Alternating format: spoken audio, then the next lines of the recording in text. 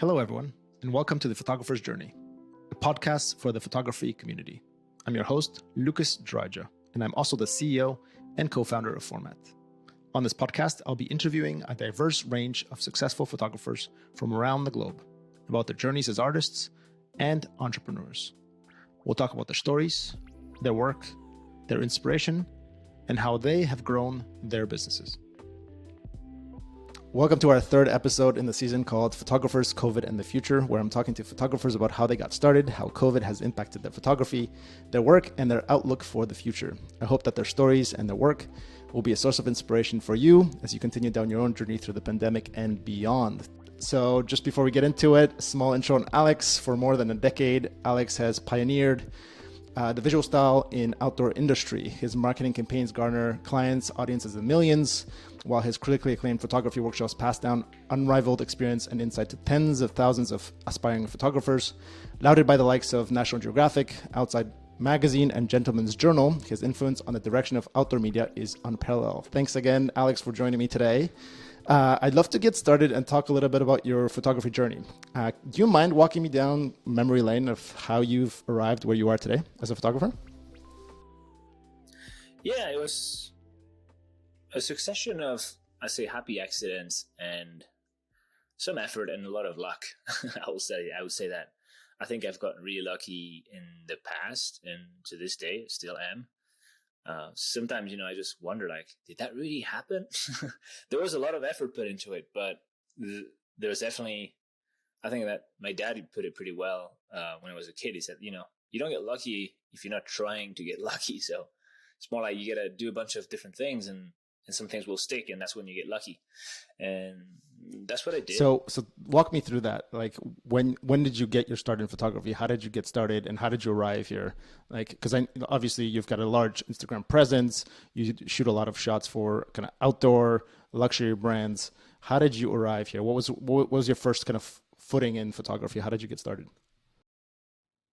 I mean, it's a very traditional in a way that, just like a million other people, I picked up my dad's film camera, or my uncle's film camera, or your grandpa's film camera. You've heard that before. And actually it was an Olympus OM1, and I just started shooting some rolls with it. No real desire, just because, as a kid, you see this thing. I was probably, 12. You see this thing and it's sexy. It's like metal, and it's got lens on it. You can screw things, buttons everywhere. So you prompts the question to the owner of the camera, tell me about this thing. They'll tell me about it. And then I think it's any kid wants to have a toy like that. So for me, it was just more like, oh, cool. I'm walking around and I'm seeing things through this viewfinder, and then I get to see them later. Cool. So that's how it really started. And then my dad had a small Canon, point and shoot camera with a flash on it and a 32 megabyte memory card. Yeah, feeling old when I say that already. And I would just take photos of things with it. Back when I was born in Spain, and my parents are French. So At some point, the high school I was going to, it's called the Lycée Français. It's like a French school in Spain. No longer wanted me there. It was just. But it was just very annoying. So like, can you just not come back? And they told that to my mom, and she was like, oh. So as a punishment, my parents moved back to France when I was 14, right? So when you're 14, you're like, oh no, you lose your identity, your friends. And we moved to this property that my dad bought when he was 18 with the backing of his grandfather. It's like a massive acreage in the southeast of France in the forest. And I was sent to boarding school, and I would only go back in the weekends up there to the property, and there was no kids around, right? There was no homies to be had, because it was just the woods for acres and acres and acres, and just small towns with a lot of old people. So that's where I got to play more with cameras. I'd go on rides on my dirt bike that I really insisted my dad should acquire for me. It's like, nothing to do here. Can you acquire a dirt bike for me? And it took about a year of convincing. That's how I had to learn the power of persuasion. And my dad is a very persuasive individual, and he can persuade, but he can also be persuaded, right? That's the key with people who know how to sell. They also can get sold pretty easily. So he's like that. So I could sell him on that using his techniques, because he was pretty much a glorified salesperson for irrigation companies. He was in the forestry industry. He's a forest engineer, and he would sell irrigation. He went on to sell water pumps in Egypt, a bunch of different gigs, but that got him just very good people skills. And I was able to use his techniques on him and get my dirt bike and shoot photos with it and bring back photos of that, and started posting them on Flickr back in the day, 2007, 6. Yeah, 2006, I think. That's where I was posting them on Flickr. Yeah, and then I just started, I'm kind of taking the long way around on this one, but I started connecting with people on the internet, on Flickr. And it's like, wow, there's people like saying these photos cool. Awesome. And I was looking at their photos and we're just chatting, commenting. There was no real channels to do that. There was no real place to talk about photography. So it really is very innocent. I was pretty geeky, in the weekends. Like I said, I had a lot of time. So I started assembling my own computers, like buying motherboards and RAMs and hard drives and graphic cards. And we would assemble those with a friend. And then we'd sell them to people. And just because we thought, hey, we've done this once. It's not that hard. We can do this every weekend and make some money. So I'd just be doing that for a while. And I had a t-shirt brand called Get Funky. There's a bunch of paintbrushes everywhere. That was very 80s. I was really into the 80s music, like funk music when I was 16. And just selling t-shirts to people. And a couple hundred people in high school. They're like, oh yeah, it's Get Funky. So people called me Get Funky for a year or two. And I was always very interested in how things are presented. Either myself, not that I was very self-aware, but it's more like if I was going to put something into the world, it had to be well presented. And to this day, to me, it's the most important thing is how obviously the product goes first, but then the packaging, the way that the first time you see it feels to you, that was very, very important. So that's the beginnings in a nutshell, a long nutshell. And then, so you've obviously sounds like you really kind of explored your creativity for the most part alone, right? in a place where you right. And then you've really kind of went online and tried to get feedback and shared your work, from Flickr to where you are now. So you're posting images on Flickr. I'm assuming this is a progression to something like Instagram. When do you remember the first time you got paid for your photography, and how did that happen? Yeah, there was actually something between Flickr and Instagram. It's called 500px. I'm sure you know them really well, another Canadian company out of Toronto. And I started putting photos after Flickr, we were like, oh, Flickr's kind of feels old now, my mom uses it kind of thing. So we just went to 500px when I was probably 18 and started putting photos there. There was a bigger community, just felt different, it just felt like a product that would fit the new world kind of thing, from 2006, 2008, 9, it's changed. Facebook was already taking off in Europe in 06, 07. So on 500px, I would put every photo and I would religiously add hashtags of what was in the picture. Not like gaming, nowadays you game hashtag with a bunch of bullshit. That was just like, this is what's in the photo. I should put a hashtag. There's a pool, there's a pool, there's a tree, there's a tree. I was very religious about it because I was like, I know someday somebody's going to search these hashtags and it's going to be useful. I was just doing it for people, right? I was like, this has to be useful because when I use hashtags, I want to find stuff. Anyways, some lady from an agency called McCann, who was owned by Wonderman, I was in college at the time. I didn't know anything about ad agencies. But anyway, this lady wants to buy, and I've told this story many times, but this lady wants to buy one of my photos that she found on 500px to the keywords. I was like, it worked. And all these years of putting keywords, people were like, my friends were like, why are you bothering all your keywords? It's boring, Like, who wants to punch keywords on a computer for hours? So this lady wanted to buy this photo for somebody's yearly salary, pretty much. And I was like, she was working on behalf of Microsoft for the launch of their Microsoft Surface. This lady was very nice. She was just an account manager for Microsoft. I still, to this day, I got to take her out for dinner. So, that's when it really took off. I sold this photo for a godly sum of money. And then the next year, I had met Andrea, my wife now, in college in Quebec. I went to Quebec to study. I decided it was time to travel, so I discontinued college for a while, and we went on the road for a year on Microsoft's. We kind of got kickstarted by Microsoft indirectly, although they pay for something. It wasn't a grant. They bought something they would have bought. But that fueled our careers tremendously because nobody, and I should say at the same time, there was the beginnings of Instagram, 2011. And that's when they bought that image. So I was able to travel the world on their dime and start putting photos on Instagram of Patagonia, Morocco, and Canada, and Northern Canada, and the Yukon, things that people on Instagram were putting photos of their toast back in the day, right? So I was like, wow, that's crazy. This guy's going everywhere. It's bringing travel photography to Instagram where it wasn't, right? It wasn't for that yet. So yeah, that was the beginnings. That sounds like a really unique story, right? And it sounds like you really got lucky with that Microsoft rep, like right? I know. It's like my friends will say, "He's like, God, so fucking lucky. This guy got all this money." It's like, well, but I was that guy putting all the keywords. Don't forget that. But it also sounds like whoever that person was, she really stuck up for you, right? Because she could have, or that person could have easily just said, this is what the image is worth, and here you go, off you go. There you go, $1,000. I'd be like, sweet. Yeah. Or maybe I would have asked somebody. I don't know. My brother, I have an older brother who's in branding, so I'm gonna have talked to him before. Oh, cool. No, that sounds awesome. And so now, today, how do clients find you? Today, I'd say a lot of the work, surprisingly, comes quite from YouTube. Sometimes people come from YouTube and they're like, "We want you to make a YouTube video for us," and I was like, "Cool." Yeah. I'm a photographer too. They're like, really? I have no idea. Like they don't do much research. They're like, oh yeah, you just make a YouTube video. So that's some YouTube. Obviously the bulk I think is Instagram. It's a big billboard. And I'd say also doing magazine features really gets you exposure in the right place, because you're hitting art directors where you want to hit them, in magazines and things they pay attention at and they read at work.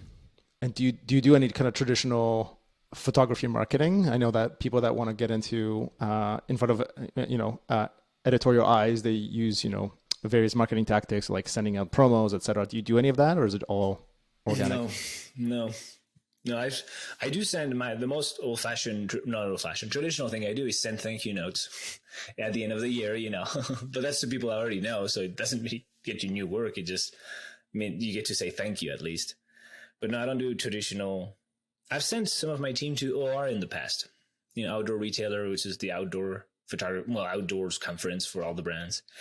And they came back with about 3,000 business cards. And that was it. So they had a good time at least.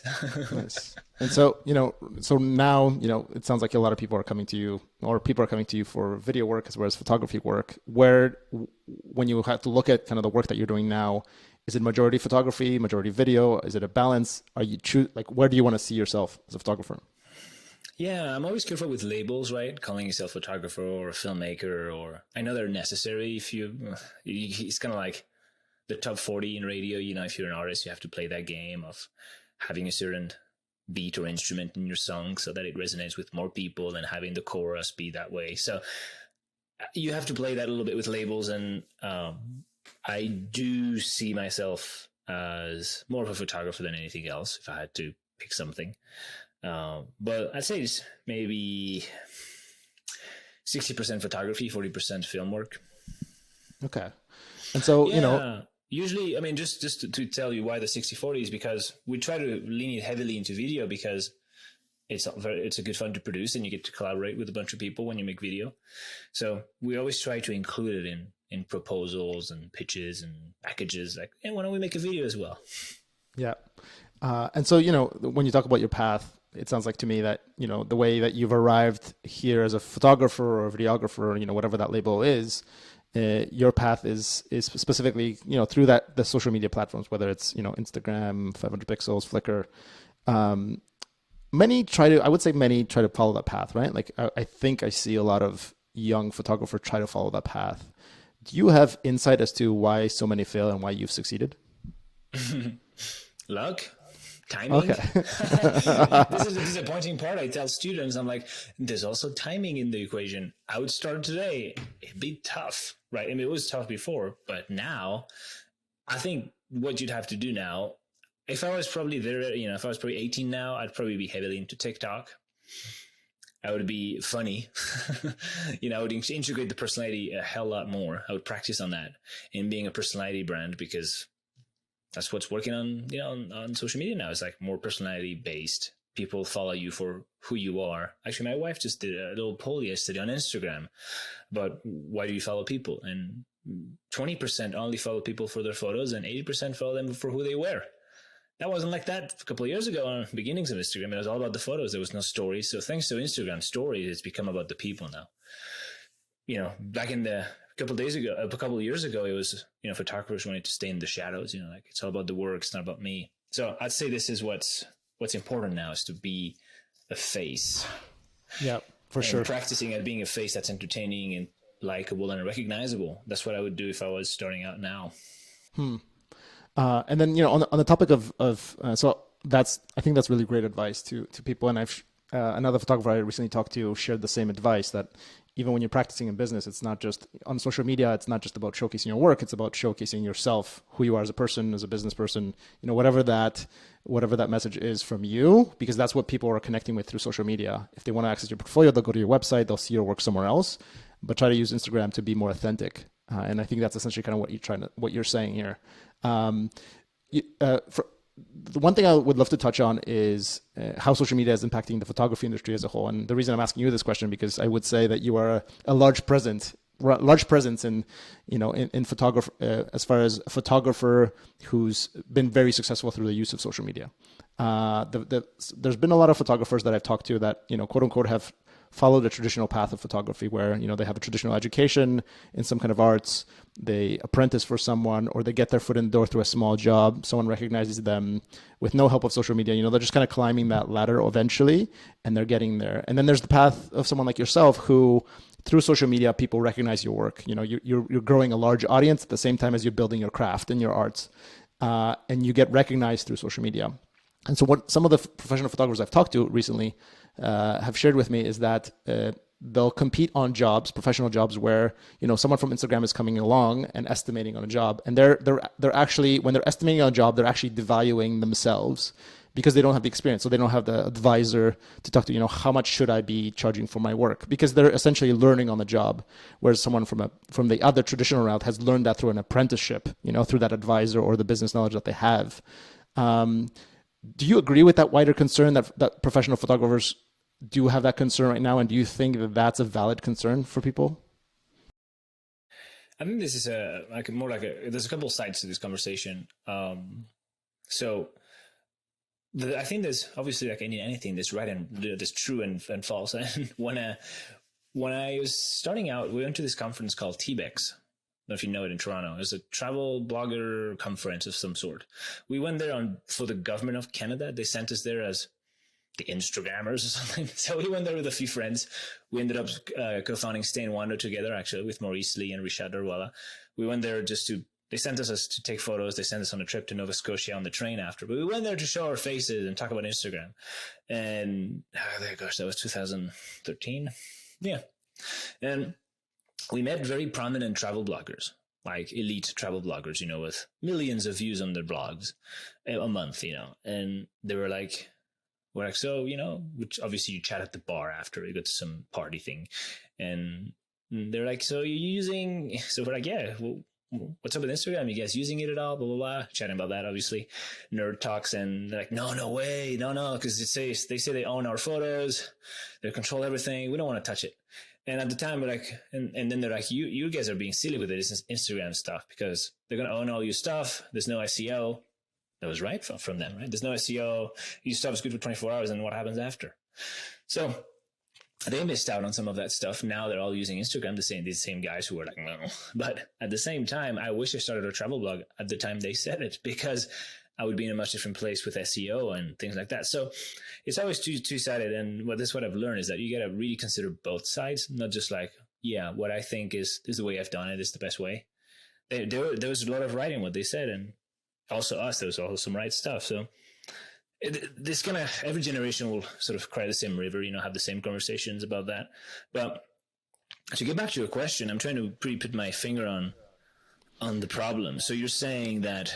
So I think so. The way it's been articulated to me is the main. I think the root issue is that when a photographer kind of goes through the path through social media and becomes and gets the first couple of jobs, when they're estimating on work, they don't have the kind of business acumen, the business knowledge, or an advisor to go to determine how much they should price. So when they're pricing their work, they're also, the client is then comparing their price to other photographers' price who know how to price their work. And so that devalues the work in general and then creates a new baseline where professional photographers can't compete. So I think it just kind of goes back to, do you think that there's some truth there? And then do you have advice for potentially photographers that don't have the business knowledge or experience and they're coming through social media on pricing their work? That is the single reason why we started Stay in Wonder, the agency, a couple of years ago, is because we had that issue, like sometimes clients would go and hire us to source talent, right? We were an agency that would source people who are photographers, filmmakers, designers, but who had an audience on Instagram. But first they were photographers or whatever, or, filmmakers. And sometimes they'll be like, yeah, you guys are cool, but you're more expensive than if we just go direct to talent. It's like, cool, yeah, just go direct to talent. And then it'd be obviously the same kind of stories where people would show up, that you'd have 18-year-olds show up on a commercial set and be like, what? Like, yeah, they don't know how to behave. It's this, obviously because they're young and they haven't nobody to mentor them the right way, that they didn't know how to use the lights and blah, blah, blah. So yes, that's why we started the agency, and that to avoid, to sort of filter talent for clients. Like, yeah, you pay an extra fee, but these guys we've worked with before, that we can vouch for them. There's other clients who've worked with them. So yes, it's always going to happen where people are going to come willy-nilly and charge less money and in any industry. The fact is, though, is that you're right. Photography and filmmaking is one of these industries that it's not like plumbers where there's rules. You can't just break those rules, or doctors, right? There's guilds of doctors where the price is the same. Photography has got none of that. It's like the jungle. Mm-hmm. So we wanted to start the agency for that, to sort of set up a market rate for North America, right? With our friends at Tinker Street too in the US, they have the same ambitions, and it's more like establishing a rate to protect everybody. And it's so big that you can't control it nowadays, I think. So yeah, I think it is a problem. It hasn't affected me, luckily, but I could see how if you've kind of worked your way up the ladder, 30 years ago, and you shot film for this newspaper, and then you're lucky if they paid for your film, and then work your way all the way up to working for a Sony or whatever.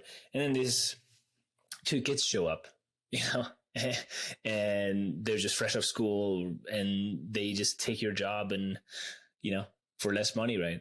But I'd say that it's not just their fault. It's also, you might be in the wrong place. You know what I mean? Like if the client is going for these kids, is because they need these kids too, right? So I'd probably revise my offering and go for a more high end, or make sure I can address that from the beginning. Hey, my quote's going to be a little higher than everybody else's, or than other quotes. That's fine. Let me tell you why that is. You can really go either way. I don't really care. Just pick the ones you like. If it doesn't work out, just call me after. Thanks very much. And, that's why I always try to be very generous with, sometimes clients have a budget, come up with a budget, and it's just not going to work. So I'm happy to direct them to other creators, right? Oh, yeah, let me connect you with my friend who can do it for less money just because he's starting out. That's fine, right? There should be jobs for everybody. No, I like that answer, and thanks for sharing your thoughts on this. I know it's one of those what's your opinion topics. So I'm happy that you can share it with us. Opinions are funny. A year later you might have a different one. A year from now you would have a different opinion, maybe. If somebody takes tomorrow, my job, right? I'll be mad. Right, exactly. But no, I appreciate you sharing. So at Format, we've recognized that kind of successful photography journey is both the artistic journey, shaping your craft, becoming a really good photographer, as well as the business journey, right? Becoming the hustler, right? The business person, communication, dealing with clients. What is your kind of business background? You mentioned your father's was in sales. Did you have kind of traditional training there? Is this something that you learned on the job? And any advice that you have for others on how to get better at kind of the business side of photography? Yeah, I think it's a huge part, right? There are far better photographers than me, everywhere in the world. Far, many, many, many. The thing is, though, they won't get those jobs because they're not out there, right? Then that's the challenge, is that taking good photos is enough, right? If you take good photos, they don't have to be great. They don't have to be all time. If you're just going for commercial, you're right. If you're going for editorial or fine art, it's very different. But I'm saying for commercial stuff, you don't have to be an outstanding photographer. You just have to be a really good business person and be really well connected, right? So sad to say, but I still believe it's more like who you know. It's always been the case. It's like if you're, and Instagram is good for that because it keeps you top of mind in people's lives, right? In the clients who hire you, because they see your photo on their feed when they wake up. Like, oh, cool, so-and-so posted this photo. Nice. They go to the office and their boss is like, we need somebody to shoot this. And they just sit down for a minute. It's like, boom, you're top of mind already right there. So that's why Instagram is powerful. It's because of this daily interaction, right? Especially if you can be valuable to these people on Instagram, like, be useful with your photos and provide them a good experience. Because you have to be good at sales, marketing, accounting, administration, managing people if you want to grow a studio. So I think it's about recognizing your weaknesses, and that's obviously very common North American advice. Do one thing and hire people to do the rest. There's some truth in that, I think. So I really recognize my weaknesses, which I'm a terrible accountant, a terrible paperwork handler. And luckily, you can surround yourself with people who can do that. It's going to be expensive.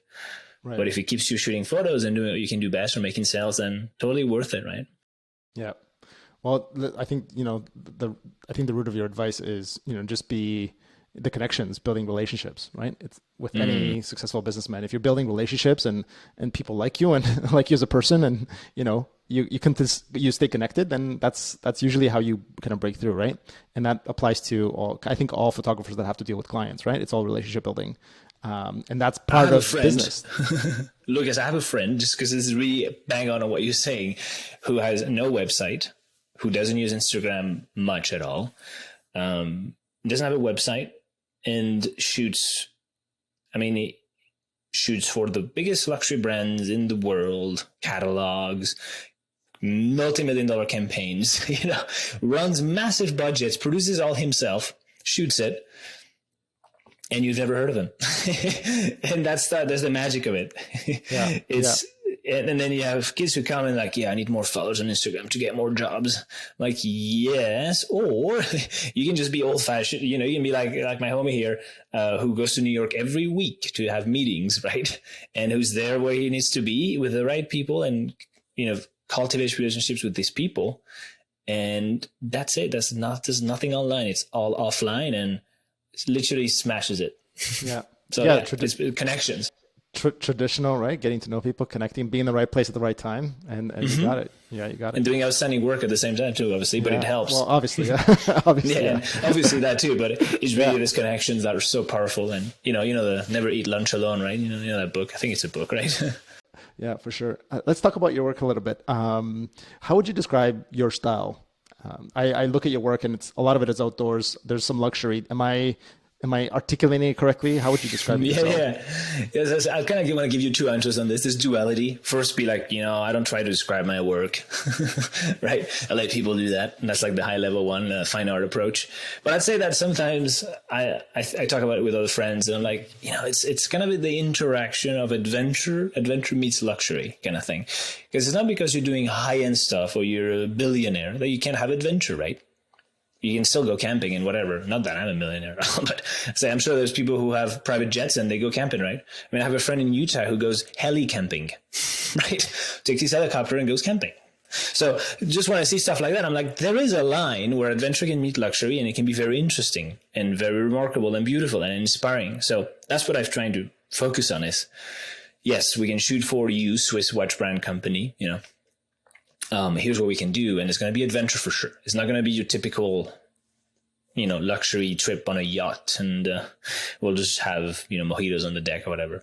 Like, we might take this yacht, but we'll take it to Greenland and we'll go summit a mountain on skis, So let's mix both worlds, because there can be duality. People are complex, and they're just not just one type, So brands often see people as one type. Like, these guys they like to go golfing, they have a boat, and that's it. But we can infuse so much more. So I'd say that's where I try to have the intersection. Is be comfortable going to the Amangiri, or be comfortable in a tent on a mountain when it's icing rain on you. Your work specifically. So wouldn't mind touching on one of your shots. It's the Alpine Lodge in Slovenia shot that you shared with us. What's the story behind that shot? Oh yeah, that's bivouac. They call it bivouac pod scuto. It's pretty close to your homeland. Yeah. So the idea was to go there. So oftentimes I'm doing research about places and I stumble on something on the sides. I might be looking up architecture in Iceland and I might stumble on this little hut in Slovenia. I'm like, oh, cool, save it. And then one day when the Slovenian tourism office comes knocking at our door, because we do a lot of tourism work, like, Alex, we'd like you to come make a film in Slovenia. Then I can pull out my folder and be like, yeah, there's these huts that are very unique to Slovenia and I'd like to put them on the map. And like, these huts? And I go, what? Nobody's ever talked to us. I mean, we know they exist, but we didn't know they were very interesting. It's like, what do you mean? It's like a design hut on top of a mountain. I think people are going to love that on the internet. So then we just sold them on a hut-to-hut trip. So on this trip, we hit 3 of their very modern huts, and not Italy or France or the prominent Switzerland. None of these guys have these kind of huts. They have more traditional stone architecture. So the Slovenians, because they had, I'd say, a rocky past, they have a limited budget they never had nice stone huts on their mountains because they had no money for that. They're just too busy surviving, unlike the Swiss who had these beautiful things all everywhere. So nowadays they're trying to catch up to that and have alpine huts and shelters, and they started putting in these design huts on the mountains. They drop them on a helicopter and they get somebody to design them at a design competition. So I was very intrigued by it, and we hiked up there just for sunset and to spend the night, obviously, with our friend and mountain guide, Marco Pitek. Is hilarious. But because when we told him we wanted to do that, he's like, what? You want to go sleep there? It's like, yeah, it's going to be cool. It's like, but what mountain do we climb? Because it's just a shelter for climbing mountains. I'm like, well, we're just going to go and take photos. They're like, okay. That was so novel for him. He's like, but usually you just sleep there and you leave. And the next morning he's like, no, we'll stay for sunset and then climb the mountain later, whatever. And there ended up being this massive thunderstorm, which closed all of our plans, and we just hunkered in there for the night, just listening to the whole structure shaking because of the thunder. It was really awesome. That was our night at the shelter. It was very memorable. Yeah, I love this part about your photography, because clearly you're experiencing the world, in a very unique way as a photographer. Not a lot of people get to do that, so I love that about your photography. Oh yeah. which I'm sure you hear that all the time, right? It's like you're living the dream. You're living the dream, traveling the world. Well, but for every photo like that, like the hut, there's a lot of emails and PDF presentations, right? And that you can't really show. I mean, you could show it, but it's not very interesting to most people so you only see the glitzy part. I'm working on showing more of every part, but yeah.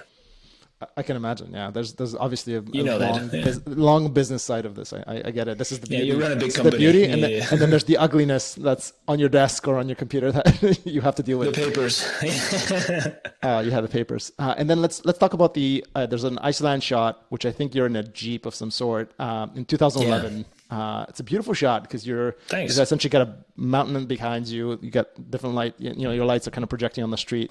Walk me through that shot. Yeah, that was for an assignment for Jaeger LeCoultre, a Swiss watch maker. JLC, that's their acronym, Jaeger and American. I just got Jaeger. So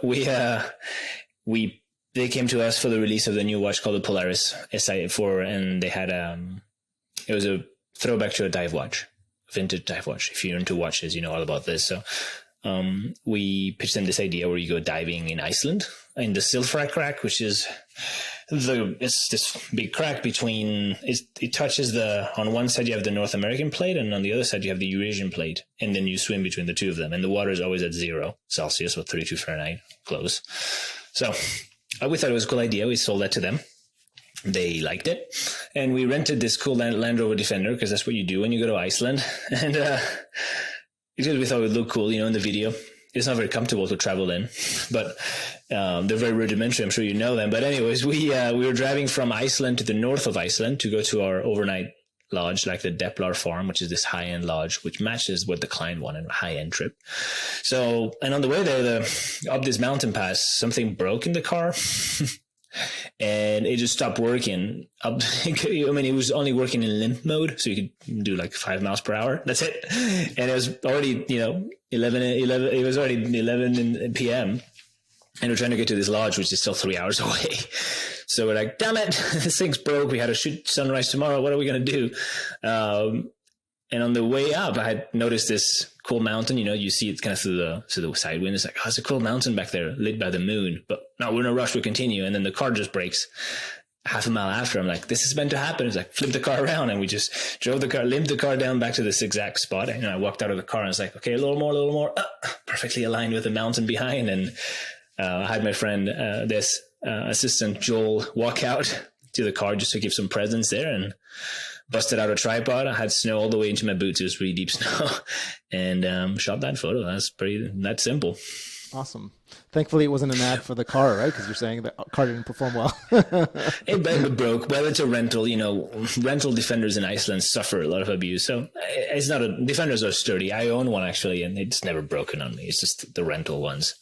Yeah, I'd say that. And what really made this photo interesting, I think, is we were all shooting at the mountain before from the road. We were taking photos of the mountain. I'm like, cool. Got 3 photos of the mountain. And I think that's where it plays to be fast with your camera.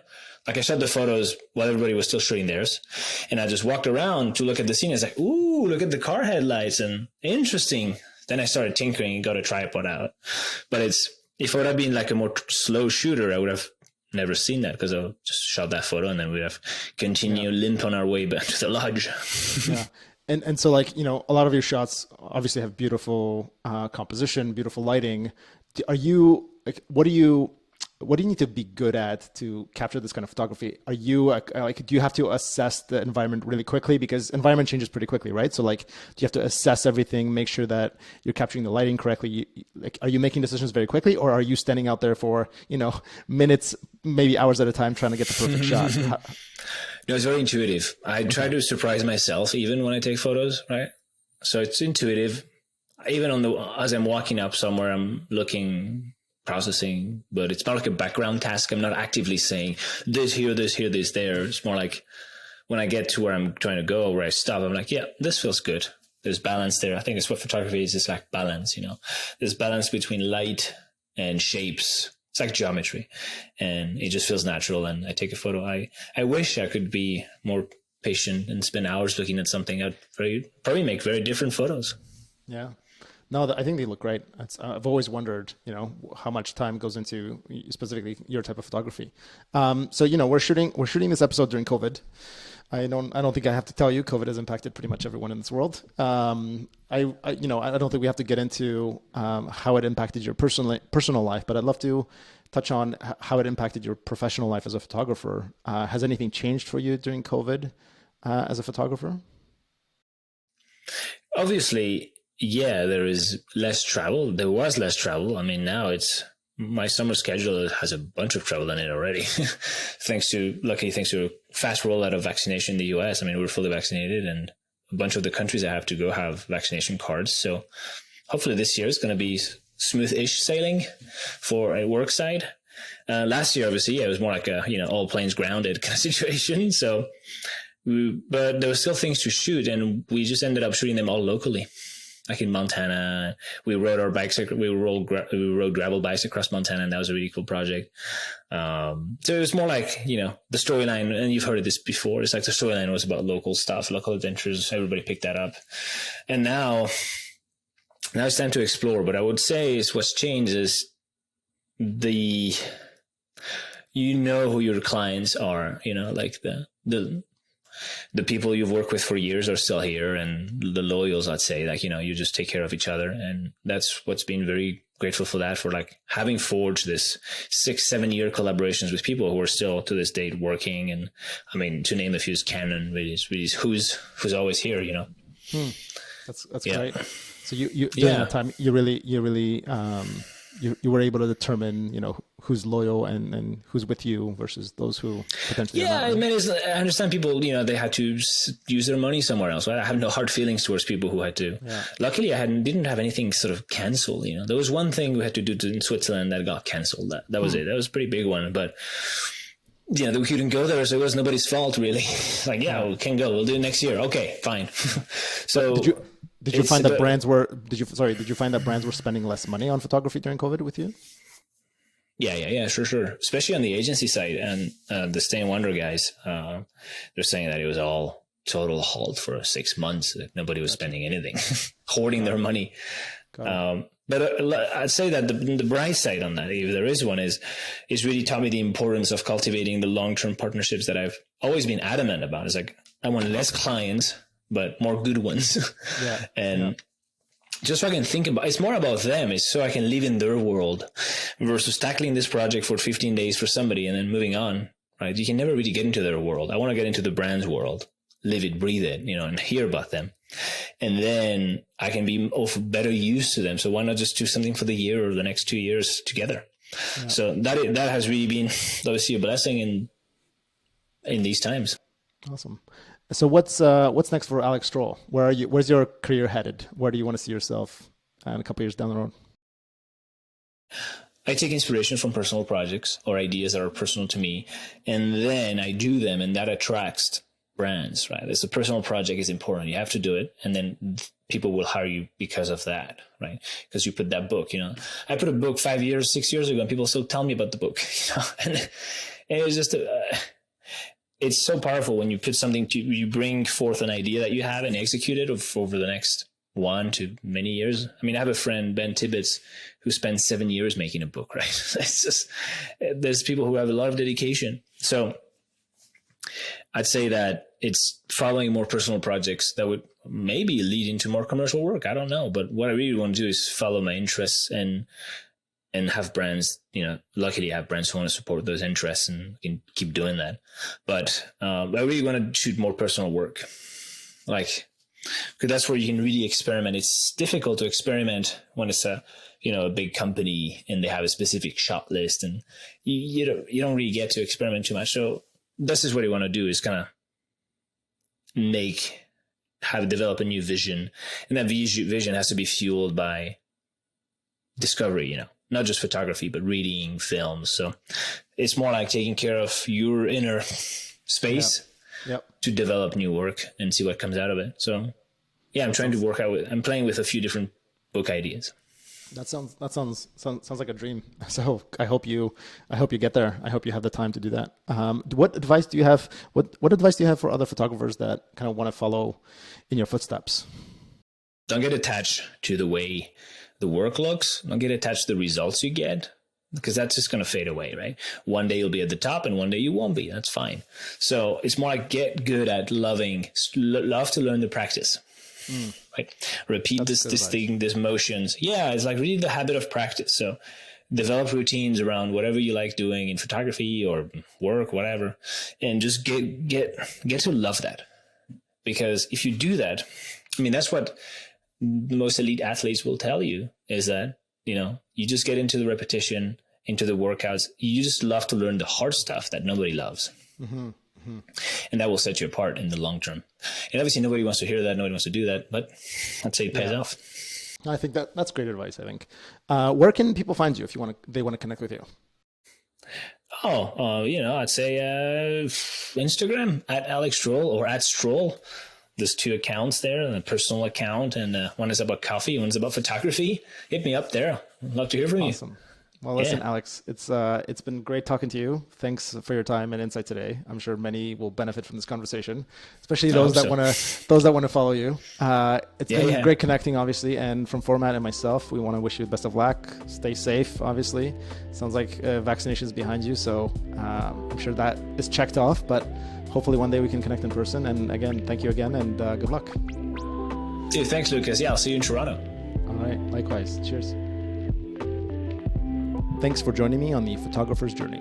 Join me next time at format.com/podcast for another photographer conversation as we learn more about how other professional photographers build their business. To support this podcast, don't forget to sign up for a free account at format.com. Podcast listeners get 20% off in the first year at Format with a promo code JOURNEY when you upgrade your plan. If you like this podcast, please subscribe and be sure to share it with your network. From all of us at Format, thank you. And remember, we're here to help you succeed. And I look forward to one day sitting down with you and learning how you've succeeded in your photography business. Until next time, thanks.